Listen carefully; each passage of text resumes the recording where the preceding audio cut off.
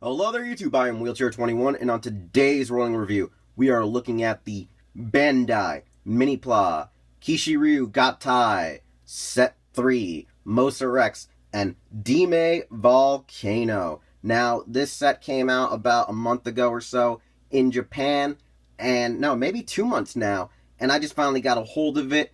It literally is a nice, cool set, with the only issue being a reissue of Dimevolcano, which is actually unnecessary if you've already gotten Set 2. If you recall that review, I was pretty miffed about that. But what's great about this is 3 pieces are obviously mostly your mosasaurus, where your 4th piece are some pretty cool added bonus pieces as well, like an actual Ryusoul figurine, a nicer actual head for Kishiryu-Oh, and actual additional hands for him. So this set kind of does make up for some of the issues I have with the release of these figures thus far. So the box art, we have your front, we have your top here with a nice look at the suit of Ryusoul Gold, and then we have our actual combinations like SpinoThunder. We also have Gigant Kishiryu-Oh, and another shot of SpinoThunder. Now inside there are the 5 individual boxes, but this time around I just wanted to show everyone at least what the exterior case looked like before I go and assemble these pieces. Now, after a day to assemble and get to know the actual kit and figurine, we now have our Mosarex, which is a nice navy blue with a marigold plastic to recreate its gold accents in the show. Now, normally I usually do paint a lot of the gold mecha.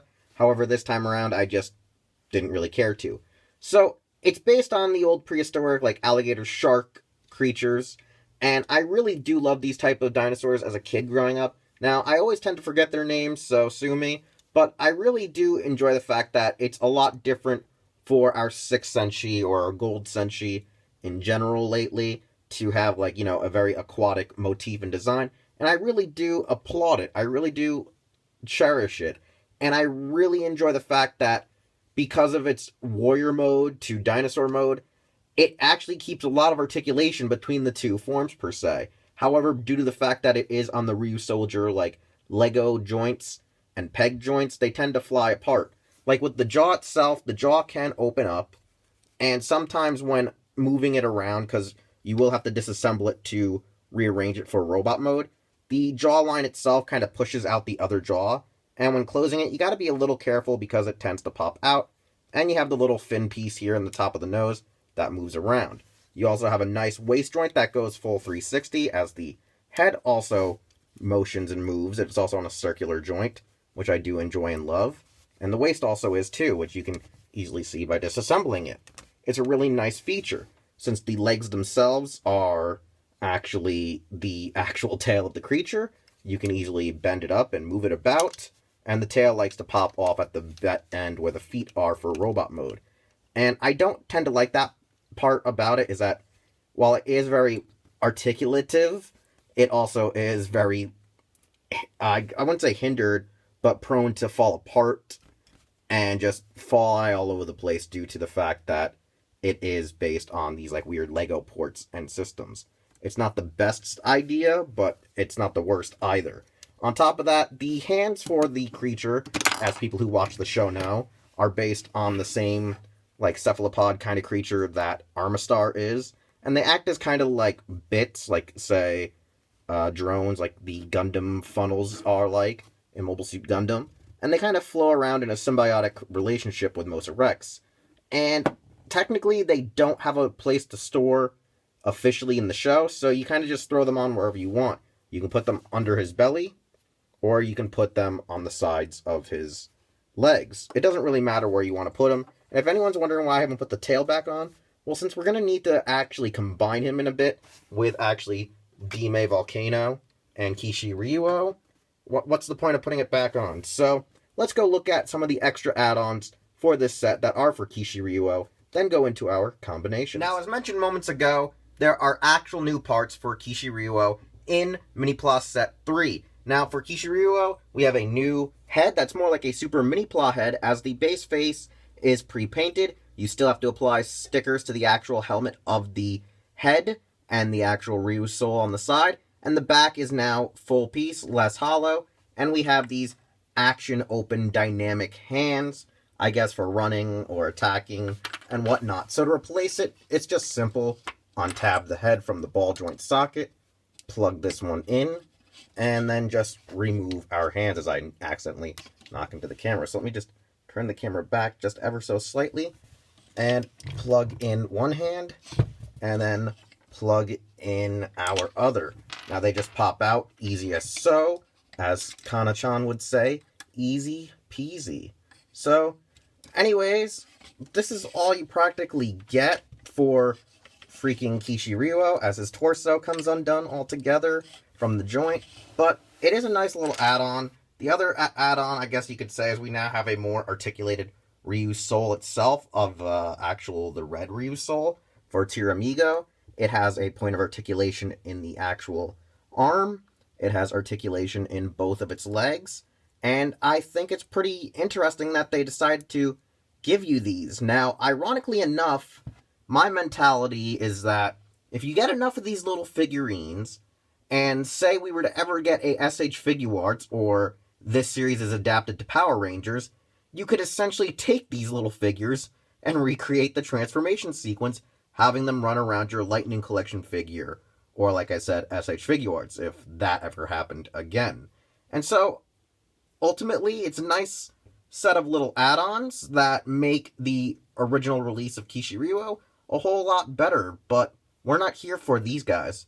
We're here for frickin' Neptune. Alright, and now we come to our first combination, which is SpinoThunder, the combination between Mosarex and freaking Dimevolcano. Now, this form in the show actually is a little bit more pleasing, even though it's a real amalgamation of two dinosaurs that shouldn't really mix. One's a water lightning fish, the other is just a volcano herbivore. It's very weird how they actually get along in the show, how they're actually like, brothers in arms, and the fact that they make a really interesting choice of a Spinosaurus. Now, I do think, though, because Dimevolcano does have the golden sticker accents, it does actually work well, even with the marigold plastic, and it leads to a very nice combination per se.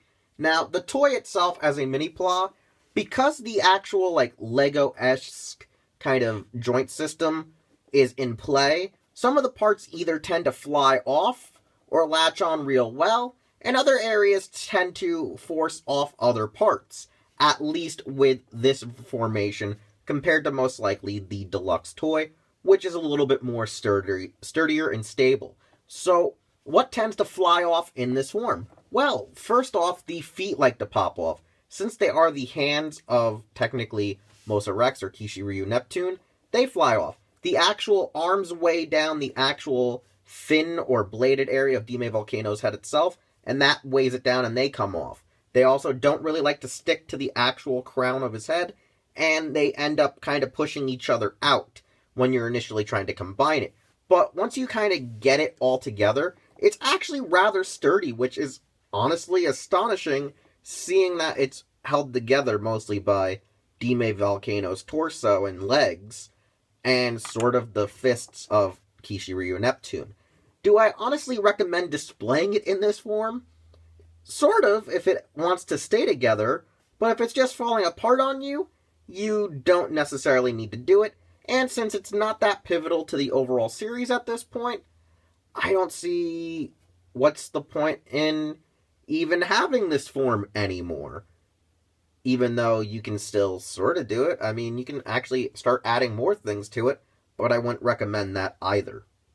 So let's move on to actually Neptune. Alright, and here we have Kishiryu Neptune, the second form and technically second combination for this mecha. Mosarex transforms from the dinosaur form to the warrior mode here, and it's really nice. It's actually practically the same height as Kishiryu. They're probably just a little bit different in heights. Like, I think the eyes almost line up, but essentially they're pretty good.